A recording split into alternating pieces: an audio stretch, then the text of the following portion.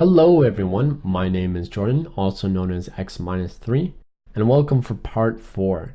In part 4, we're going to be building our main, which will probably take us about 15 minutes to do. We're going to incorporate some new parts, but use existing notes. And then I'm going to show you guys how to basically use the parts that we have to finish the track as a rough arrangement. In day 6, I will show you guys how to finalize the mix, add some extra percussion, some extra synth elements, and not to mention a very well produced compressor and some techniques to really finalize this mix. So let's get into it. For our arrangement up here, I'm going to copy our break and our chorus. I'm just going to copy those notes, copy them, and merge them with Command J.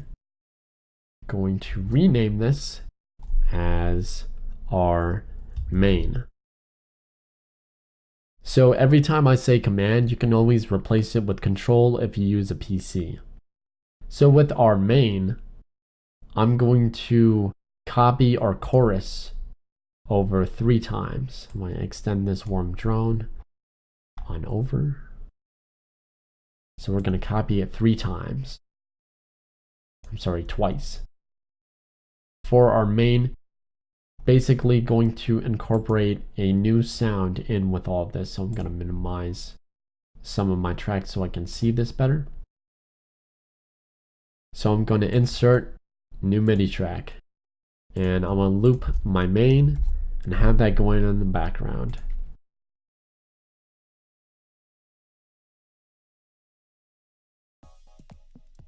When we have this, we're going to need a different element altogether. So we're going to use some Vox. And I'm going to demo some of these samples so that way when it starts to, well, we have the loop playing. So let's just demo the samples now.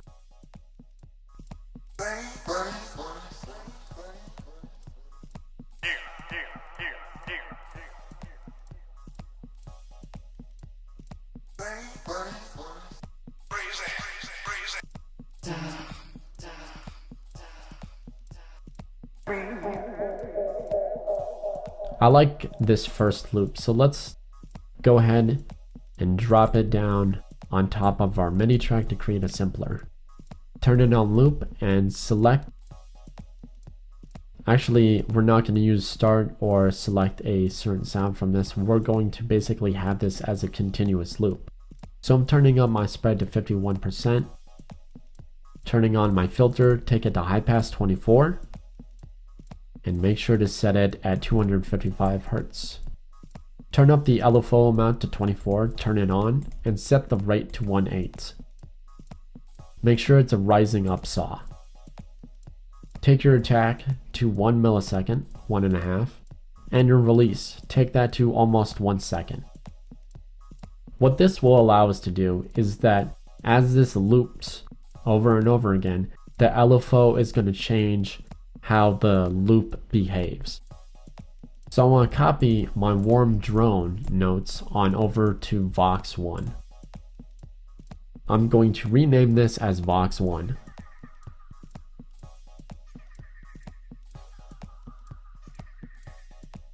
And turn up my main.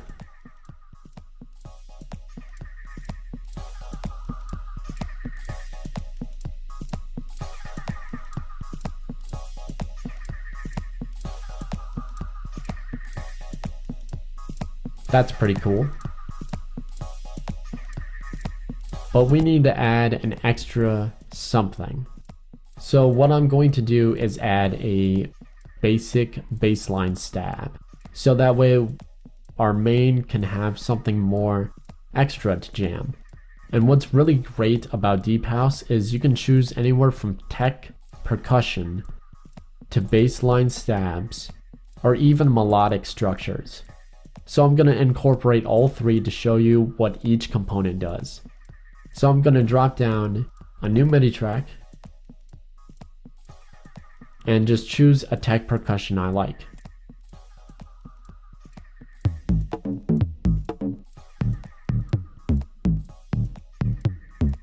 I like this number 3, so I'm going to drop it down.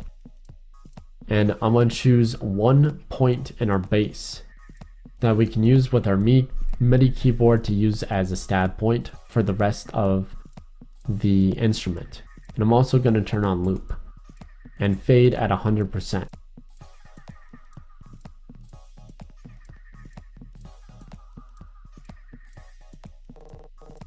I'm actually going to take it off loop since we only want it to hit once.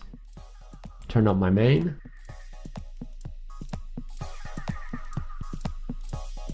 And drag your parts from your percussion or from your chord stab.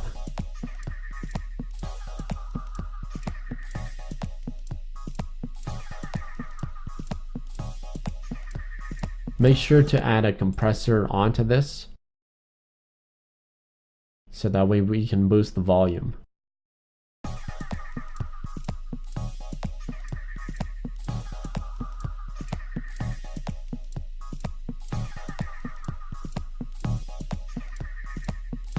I also turned up the ratio to kind of give it a little bit more loudness as well.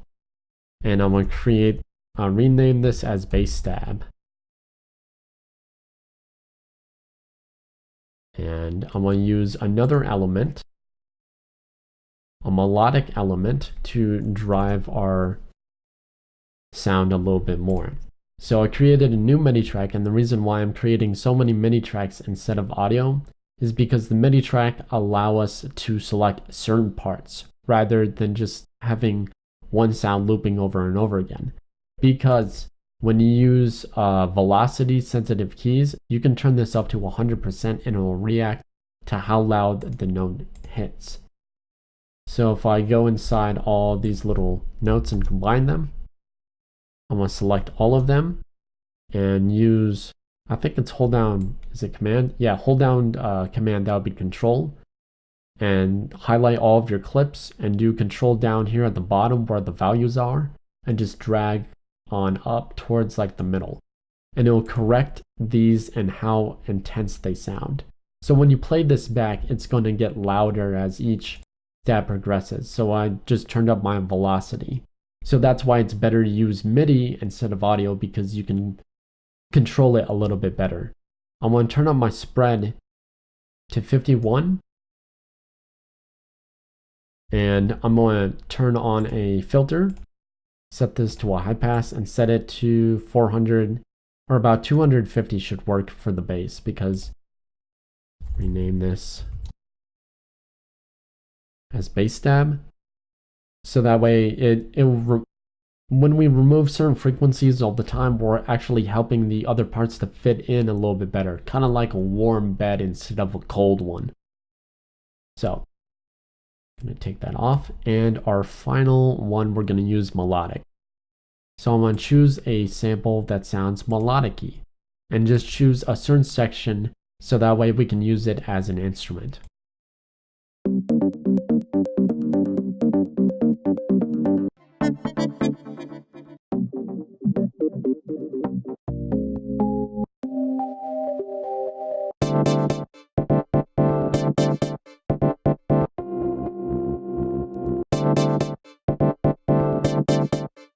I like number 9 because it just has those plucks that are individually spaced. So when I play a note, this one right here, so I'm gonna turn it on loop so I can see it better. Go over to this sample, go over to the very end, unloop it, turn on fade 100%. Turn on my sustain all the way down to infinity, and turn on my decay to about 1 second. And I'm gonna copy now my, let's see how the percussion note fits in here. Nope, it's too much. So I'm going to take my bass stab and see how this sounds. Very basic. So I'm going to rename this as our Jive Stab 2. And I'm going to turn up my reverb and my delay. And I'm also going to turn my spread to 51 for the new instrument. And rename it Jive Stab. Okay, so now that we have this, I'm going to basically turn up the reverb A and B and see how this sounds.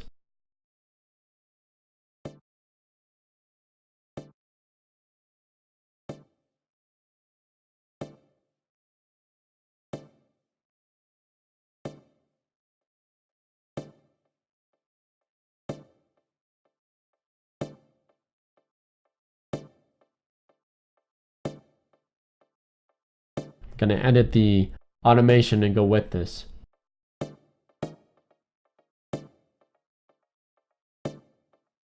Okay, I want to make sure I didn't create another note.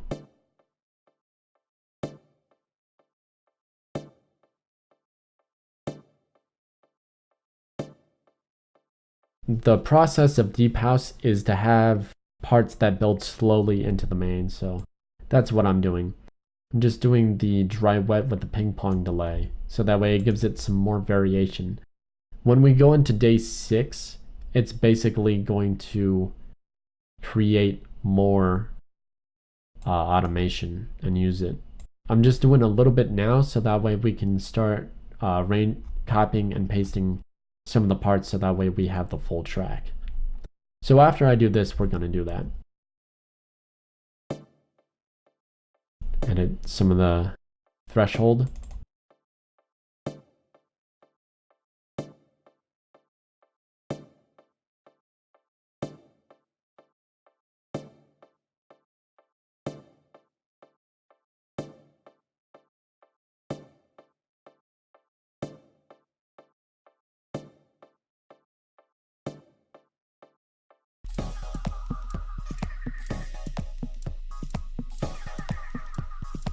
Since all these things seem to hit on the same note, I'm going to just highlight all my tracks, all my notes, hit Command A, hit Command down here in the control and hold Shift to kind of create an even space of the velocity. And I'm going to take this just on every other bar. So it's there's going to be a note for every other half, I'm sorry. So now we have it like this.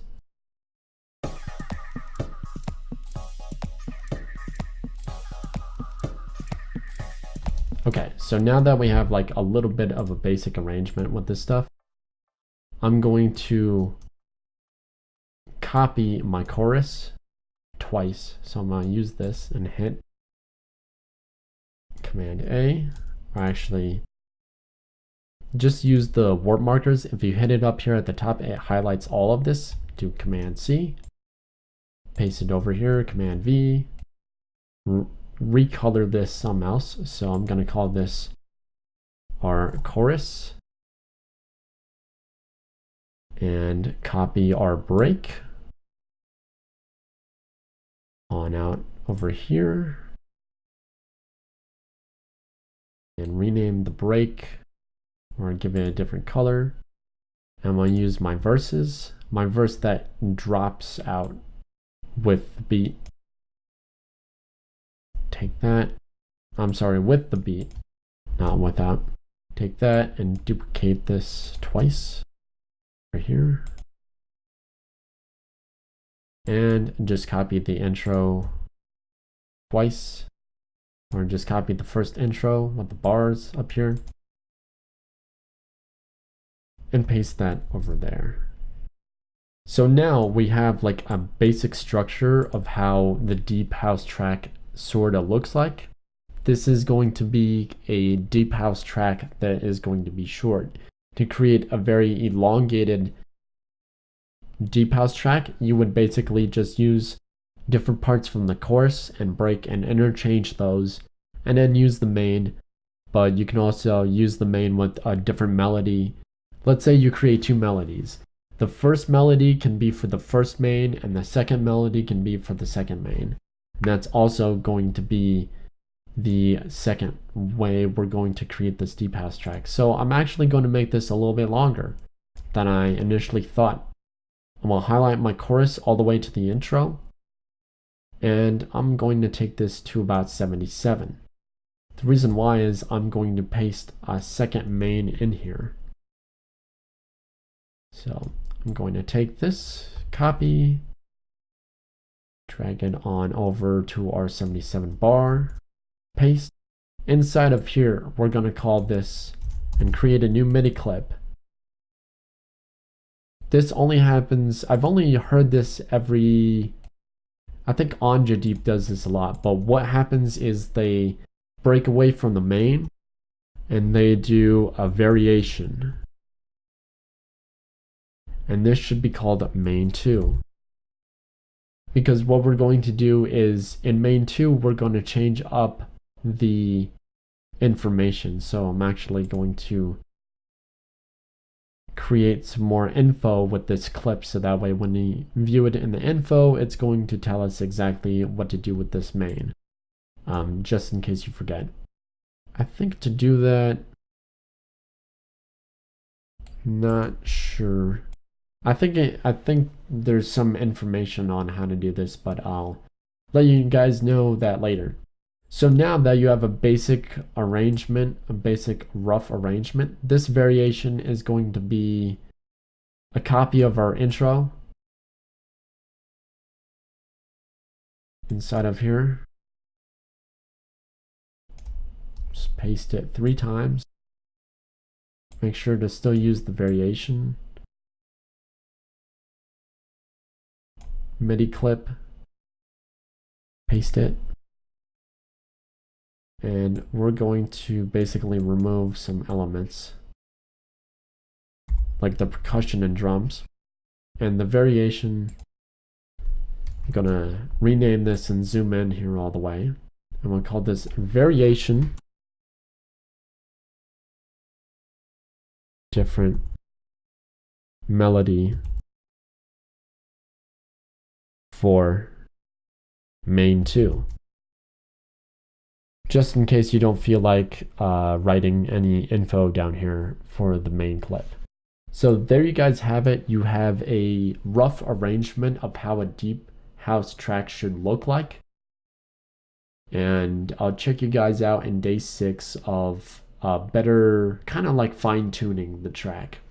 And day 7, I'll show you how to master the track and give it a full clean polish with compressors, EQs, and all that good stuff. So check you guys out later in the week for day 6. That might be Saturday or Sunday. So thanks for tuning in with me, and I'll wish you guys the best of luck. Have a great and wonderful weekend, and I'll check you guys out later for awesome and more stuff. Don't forget to hit subscribe. It really helps me out a lot. And I'll post some links in the comment below, so that way you guys can get in contact with me via Twitter or my email, or whatever. If you guys have any suggestions for any tutorials for me to do, I'm always free and willing to do them. So thanks, and I'll check you guys out tomorrow. Take care and peace.